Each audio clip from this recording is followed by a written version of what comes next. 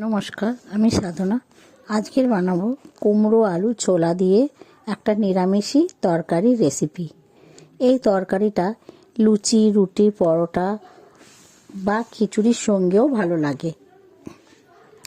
প্রথমেই এই তরকারিটা করতে আমি কিছুটা কুমড়ো কেটে নিয়েছি ডুমো ডুমো করে, এবং আলু কেটে নিয়েছি, আর নিয়েছি কিছুটা ছোলা ভিজানো।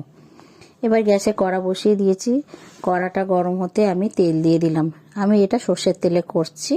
তেল দিয়ে দিয়েছি দুটো তেজপাতা আর একটু পাঁচফোড়ন দিয়ে আমি এটাকে একটু নেড়ে চেড়ে নিয়ে আলু দিয়ে দিয়েছি। আলুগুলো হালকা একটু ভেজে নেব, আর তারপরে আমি কুমড়োগুলোকেও আমি ভেজে নেব। এবার আলু কুমড়োগুলো আমি একটু নেড়ে চেড়ে ভেজে নেব, ভালো করে ভেজে নিতে হবে।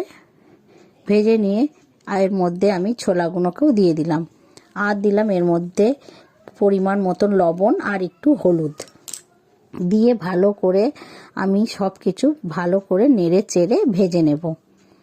ভেজে নেওয়ার পর এবার এর মধ্যে দিয়ে দেবো গ্রেট করা আদা 1 চামচ মতন, আর দিয়েছি দুটো টমেটো কুচি দিয়ে ভালো করে আমি এগুলোকেও আমি নেড়ে চেড়ে নেব।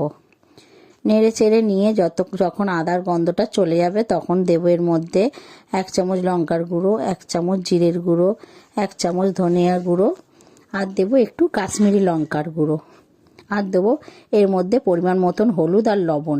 হলুদ আর লবণটা আমার আগেও দেওয়া ছিল, তাই এবার পরিমাণ মতন দেখে শুনে দিতে হবে। দিয়ে ভালো করে আমি নেড়ে চেড়ে কষিয়ে নিলাম।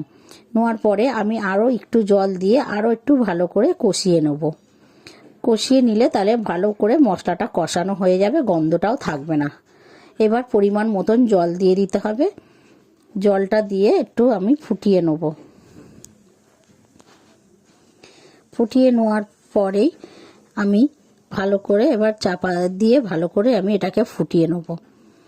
ফুটিয়ে নিয়েছি। ফুটিয়ে নেওয়ার পরে আমি এবার দেখে নেব ভালো করে কুমড়ো আলু টালু সব গলে গেছে কিনা। যদি কুমড়ো আলু গলে যায় তাহলে এবার এর মধ্যে আমি স্বাদ মতন চিনি দিয়ে দেবো।